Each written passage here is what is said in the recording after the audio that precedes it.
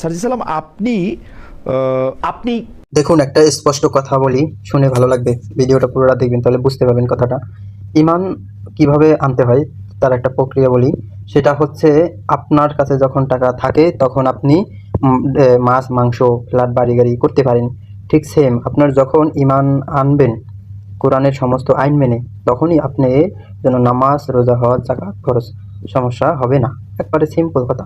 ইমান কি? ইমান হচ্ছে কোরআনের সমস্ত আইন মেনে চলার নাম হচ্ছে ইমান। এখন আপনি দেখুন তো ইমান আনছেন কিনা। আপনার দেশ চলে সুদ দিয়া, ব্যাংকের প্রত্যেকটা ব্যাংকে সুদ আছে, প্রত্যেকটা সেক্টরে দুর্নীতি আছে। সরকার পার্লামেন্ট চালায় ব্রিটিশের আমলের আইন দিয়া, কোরআন দিয়ে চালায় না। সরকারি প্রশাসন চলে ব্রিটিশের আইন দিয়া। দেখুন তো আপনার ইমান ইমান আছে কিনা। দেখুন, আপনার দেশে ধর্ষণ চলছে, আপনার দেশে সে নারী হত্যা চলছে, পুরুষ হত্যা চলছে, তা ফানি ভাবে যে করা হচ্ছে, ফানি ভাবে অনেক ধরনের দুর্ঘটনা হয়ে যাচ্ছে।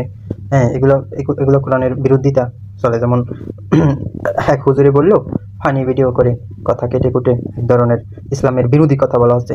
এটা কি? এটা কোনো ইসলামের মূলধারা, ইসলামের সঠিক কথাটা তুলে ধরা হচ্ছে মেইন উদ্দেশ্য। মিডিয়া দিয়ে আপনারা খারাপ কিছু প্রচার করেন, ভালো কিছু না। ভিউ ব্যবসা করে, অথচ ইসলামের বিরোধিতা করে। দেখেন আপনার ইমান আছে কিনা।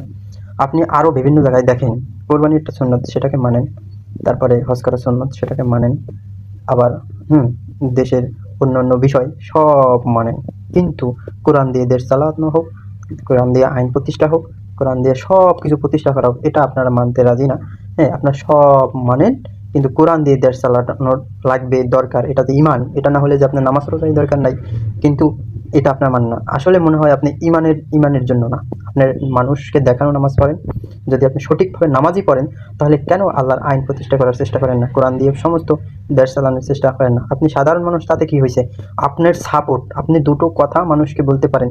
ইমান কি? কোরআনের সমস্ত আইন মেনে চলার নাম ইমান। এইটা মানতে হবে, এটা মাস্ট বি, মানতেই হবে। এটা যদি না মানেন, তাহলে আপনার এই নামাজ হজ জাকাতের কোনো দরকার নেই, আপনি কাফের।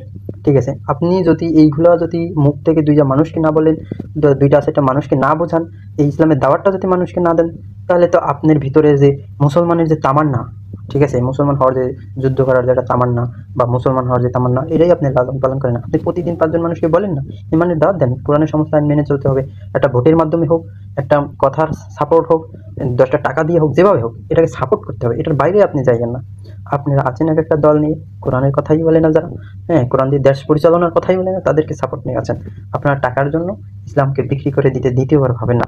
এইভাবে ইমান নয়। ইমান হচ্ছে এক কথায়, এক গান, এক সুর। সেটা হচ্ছে আল্লাহর কোরআন দিয়ে সমস্ত জিনিস চালাইতে হবে, এটাই ইমান।